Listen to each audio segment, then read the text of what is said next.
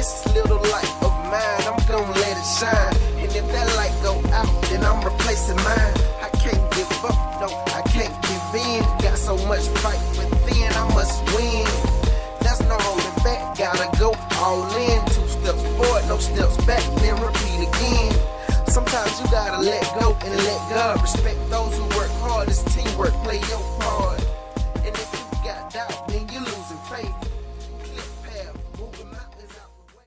Football fans in here, professional football fans in here. Okay, who's your team? Name it. 49ers. Seahawks. Dallas. Oh, okay. Okay, that's the one I wanted to hear. That's the one I wanted to hear. Not that I'm a Falcon fan. I do not like the Falcons. But they have a moniker up in Atlanta. When everything is starting to work for them, what did they say? Rise up. Rise up. So today we're going to talk about making positive decisions to rise up. That's what we're going to do. We're going to use the 4 letters in the word rise, and we're going to come through a structural way to make a positive decision to rise up. So the first thing we talk about when we talk about rising up is that when we get to the point of making our decisions, we've got to make decisions that are respectable. Your decisions have to be respectable. I'm talking to the older folks too, because as you're doing the things you're doing and working with the young people, and I applaud that, they're watching you. They're listening to you. Matter of fact, they're watching you more than they're listening to you. Because see, a lot of times we've got to the act of saying, do as I say, but not as I do. So we've got to have respectable decision-making process. We've got to get to the point where now when it's time to make a decision, we've got to get to a level of how we're going to research how we're going to make this decision. Research, put time in. You've got to look at, if I make this decision, what is it going to do for me? What is it going to impact me? How is it going to stray me off of my destination? That's the important thing. So you got to research those decisions so they can be respectable. But not only research, but you've got to also refocus yourself. Because see, everybody's trying to get somewhere. You're trying to make it somewhere. So you've got to refocus yourself. You research your decisions, then you got to refocus your decisions. Because all of us have made some bad. But the great thing about God is, third on, God lets you recover from the bad decisions. He lets you recover. And that's the greatest thing. It's the thing we call Pastor Grace. He gives us grace to make up from the bad choices that we made. Some of us, if we had told some of our history, we would understand that people wouldn't like us because they don't know what we've been through and what we've done.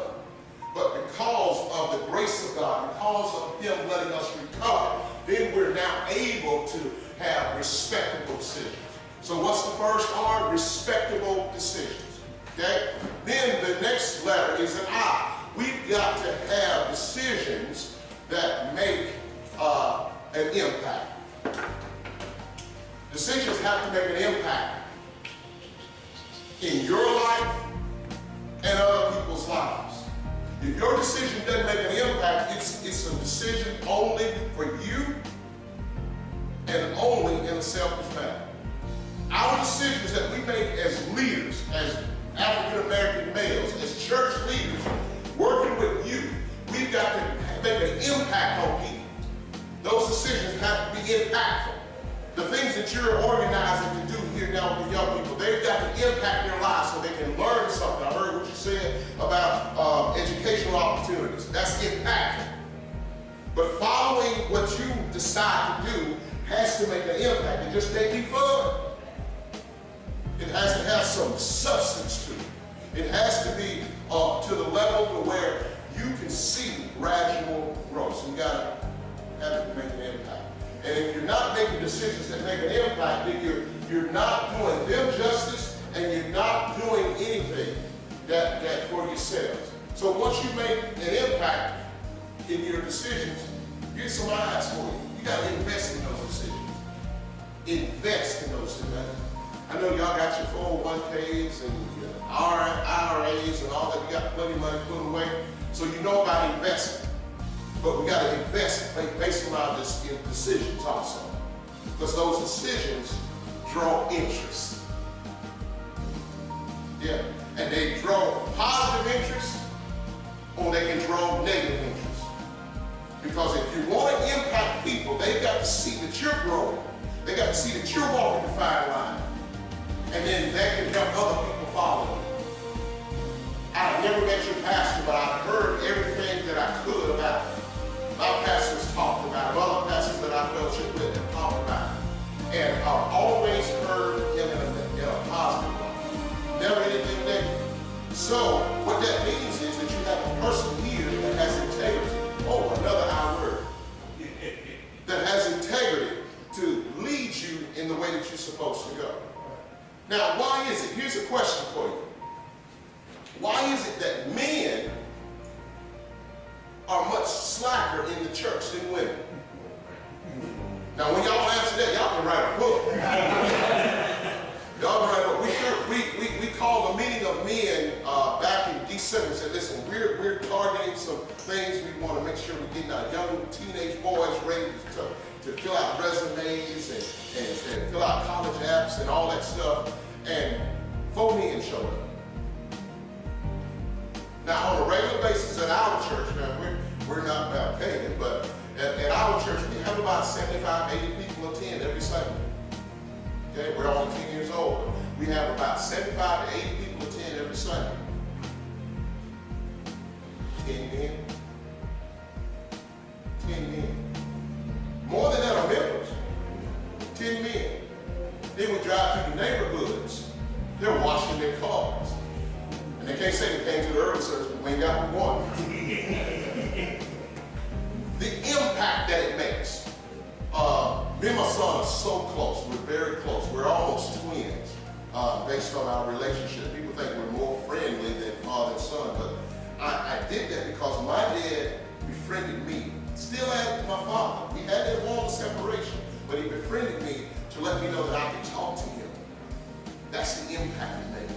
That is the impact it made. So you're respectable, you're impactful, but then you got to have a strategic decision. Okay, anybody here play pool? Okay, the thing, I know you play pool. The thing about pool is, you ain't hitting this shot for that shot.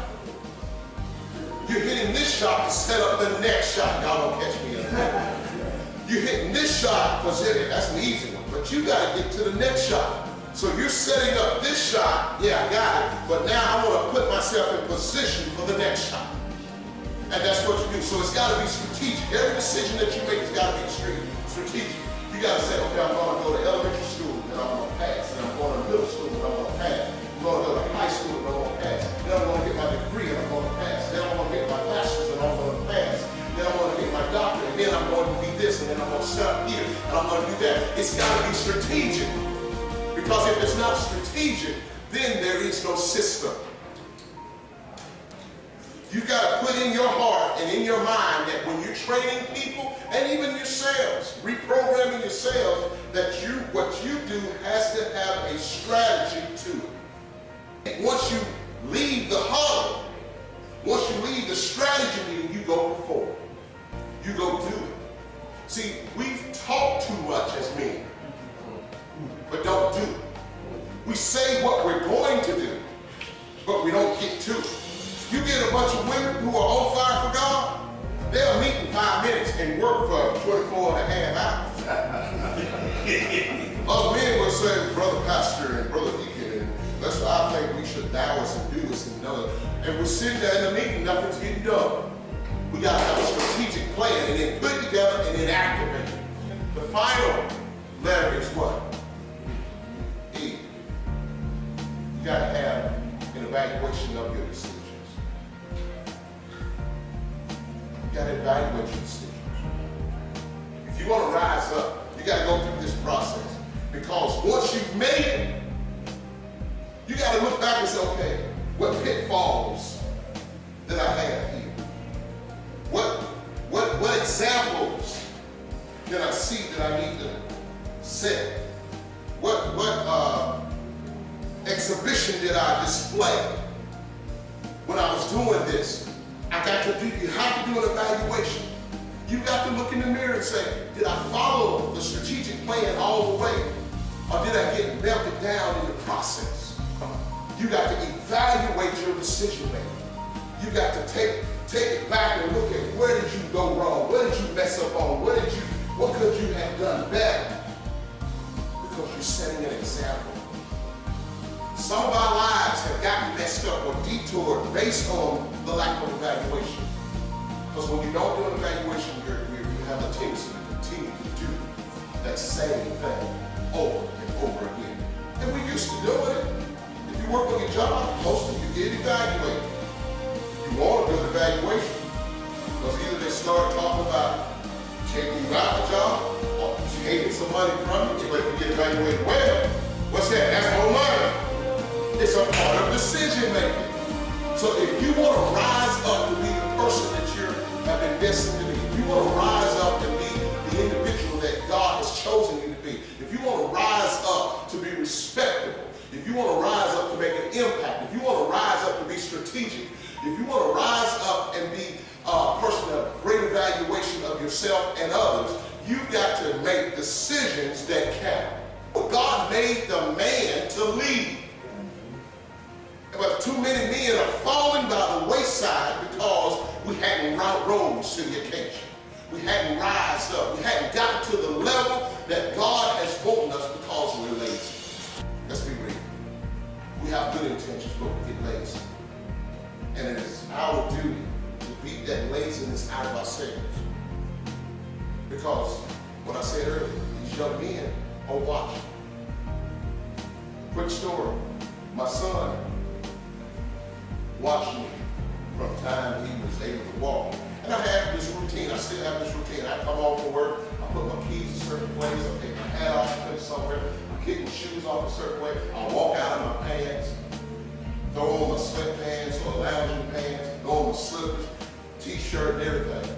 And one day he said, "Dad, this is what you do." And he kicked off his shoes, he hung up the keys, he threw off my hat, he put on his pants walking out of them because he was watching them.